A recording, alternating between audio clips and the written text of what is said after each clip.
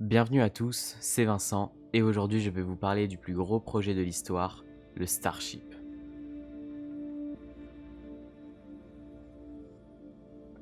Le Starship est le vaisseau de SpaceX dévoilé en 2016 qui va permettre de voyager dans tout le système solaire et bien plus encore. Le Starship est enfin un concept de science-fiction qui aboutit vraiment grâce à Elon Musk qui veut vraiment révolutionner nos vies et nous faire passer le cap de la vie sur une seule planète. Elon Musk nous a présenté grâce au Starship une ville d'1 million de personnes sur Mars d'ici 2050. Mais comment ce vaisseau fonctionne-t-il pour être aussi puissant?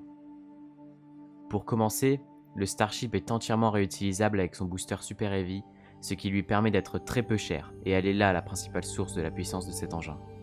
Ensuite, le booster Super Heavy peut réatterrir directement d'où il a été lancé, et un autre Starship peut y être installé directement dessus pour permettre des vols toutes les 30 minutes, c'est dingue. Le Starship est aussi massif. Il mesure 50 mètres de haut pour 9 mètres de diamètre. Empilé sur son booster Super Heavy, il mesure jusqu'à 120 mètres de haut, ce qui lui admet les titres de la fusée la plus grande, la plus puissante, mais encore le vaisseau avec le plus d'équipage, car toute cette place peut être exploitée jusqu'à 100 personnes à la fois.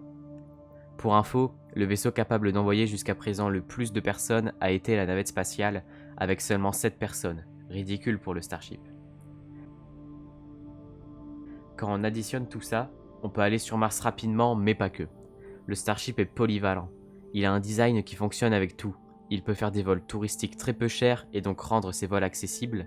Il peut aussi s'amarrer à n'importe quel objet dont l'ISS, déployer 100 tonnes à la fois en orbite, atterrir sur la Lune, Mars ou encore récupérer les débris spatiaux. Maintenant, on va parler de la concurrence qui ne fait pas grand chose, on va pas se mentir. Sachant que dans moins d'un an, le Starship sera fonctionnel et qu'il va enchaîner les contrats pour tout le monde, grâce à la rapidité et au très bas coût, comment les autres entreprises peuvent lutter? Le pire, c'est qu'elles n'ont pas retenu la leçon de la Falcon 9. Quand Elon commençait à tester la Falcon 9, personne ne faisait rien car ils étaient sûrs que ça ne fonctionnerait pas, et pourtant aujourd'hui, la moitié des vols dans l'espace sont faits par des Falcon 9. De par leur rapidité, leur bas coût, sachant que c'est encore hyper long comparé à un Starship, alors imaginez quand il sera en service. Si vous êtes un gérant d'entreprise et que vous souhaitez envoyer 50 tonnes de satellites dans l'espace, vous allez choisir d'envoyer 2 Ariane 6 qui voleront dans 7 mois puis 7 mois pour le second vol et en payant très cher? Ou bien un vol de Starship dans la semaine pour le prix de 20 vols d'Ariane 6? Non mais sérieusement, le Starship est surpuissant et c'est dommage que les seules réponses à ce coup de massue aujourd'hui sont des fusées même pas entièrement réutilisables et qui en plus commenceront leurs tests en 2030. Depuis 2016, le Starship est passé par plusieurs designs et par plusieurs noms, dont le plus connu étant ITS pour Internal Planetary Transport System. Au départ, le Starship était conçu en fibre de carbone pour être très léger, mais le projet a vite été abandonné car c'était trop long à fabriquer. Aujourd'hui, il est conçu en acier inoxydable car la fabrication est hyper rapide et on l'a vu avec les assemblages des différents prototypes qui prennent environ 3 mois pour être entièrement assemblés, de la toute première pièce vue à l'assemblage final. Et certes, 3 mois c'est déjà peu, mais c'est pas encore suffisant pour Elon. Il prévoit à terme de pouvoir en fabriquer un tous les 2 jours, et avec ce qu'il nous a déjà fait, on peut que le croire.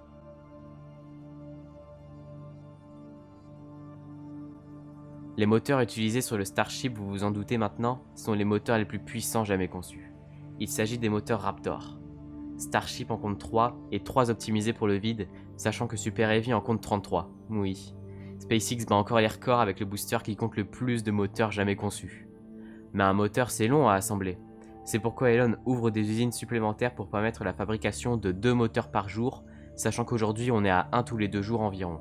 Si on calcule, avec un moteur tous les 2 jours, cela fait un Super Heavy tous les 66 jours, ce qui est déjà pas mal, mais pas assez pour SpaceX. Donc avec 2 moteurs par jour, on est à un Super Heavy tous les 2 semaines, ce qui est vraiment énorme pour le coup, sachant que certainement pas suffisant pour Elon encore.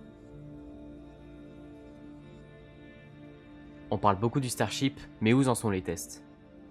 Pour savoir, les tests du Starship ont été classés en 3 phases. La première étant les tests de vol à basse altitude avec Starship SN5 et 6, qu'ils ont volé jusqu'à 150 mètres seulement, et qu'ils ont tous réussi leurs tests. La deuxième phase a été les tests de vol à haute altitude, jusqu'à 15 km de haut avec Starship SN8, 9, 10, 11 et 15, qu'ils ont tous fini en poussière sauf SN15 qui a été un succès de A à Z. Mais il ne faut pas voir ces explosions comme des échecs. Au contraire, ces explosions permettent au Starship de s'améliorer encore plus sur tous les types d'anomalies qui peuvent se produire.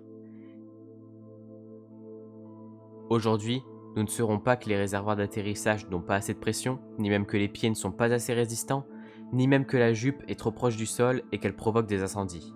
Bref. La troisième phase, et celle que l'on attend tous aujourd'hui, c'est les tests à très haute altitude, c'est-à-dire des tests jusqu'à l'espace à 100 km au-dessus de nos têtes. Ces vols vont aussi introduire Super Heavy et ses 33 moteurs.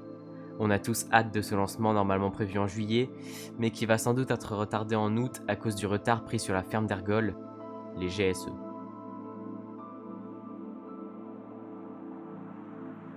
Voilà.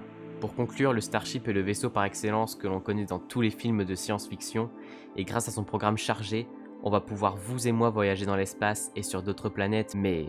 Est-ce que vous aimeriez vivre sur la ville de Mars, qui s'appellera certainement Dodge City, ou un autre nom bien sorti d'Elon Musk? Merci d'avoir suivi cette vidéo, et j'espère qu'elle vous aura plu. Vous pouvez dès à présent vous abonner, et me dire en commentaire ce que je pourrais améliorer pour les futures vidéos, cela fait toujours plaisir. A bientôt pour de nouvelles vidéos.